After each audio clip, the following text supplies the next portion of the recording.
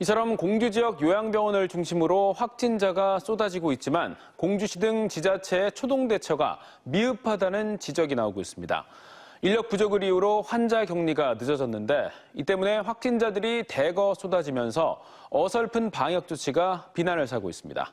이어서 유재일 기자입니다.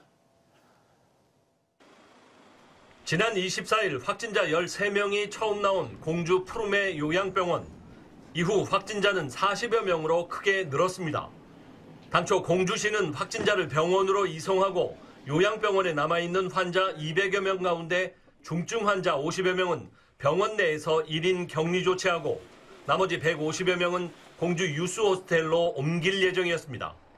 하지만 이 같은 조치는 제대로 이뤄지지 않았습니다. 확진자 발생 첫날 중대본에 의료진과 요양보호사, 간병인 파견 등 지원을 요청했지만 전국적인 코로나 사태로 필요 인력을 확보하지 못했습니다.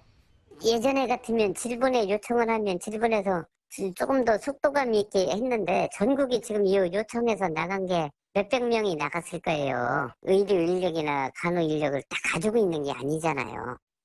이처럼 초동 대응이 늦어지는 사이 무려 나흘 동안 밀접 접촉자와 일반 환자들이 요양병원 내에서 함께 집단 격리된 상태가 이어졌습니다. 오늘 오후에서야 뒤늦게 경증 환자 이송과 1인 격리 조치 작업을 시작했지만 여전히 확진자 추가 발생이 우려되는 상황입니다. 결국 최초 집단 확진 이후 즉각적이고 철저한 방역 조치가 늦어지면서 사태를 키웠다는 비난을 피하기 어려워졌습니다.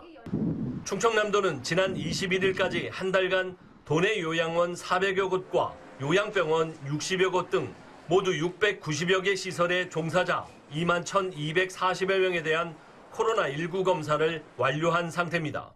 유흥시설이라든가 노래방, PC방 같은 경우는 확진자가 나오면 원스트라이크 아웃 제도를 시행하는 등 정밀 방역을 실시하고 있고 상황 추이에 따라서 충청남도 전체 차원에서 2단계 격상도 심각하게 고려했다는 점을 말씀드립니다. 이번 사태를 계기로 시설 종사자들의 철저한 방역 수칙 준수를 요청하고 요양병원 등 확진자 발생 시 경증 환자 격리용 숙소와 시설을 확보 중에 있습니다. 한편 대전시와 세종시, 충청남도는 내일부터 이틀간 중앙정부와 협의를 거쳐 다음 주부터 시도 전 지역 또는 천안, 아산 등 일부 지역에 2단계 조치로의 격상 여부 등을 협의해 최종 결정 사항을 발표할 예정입니다.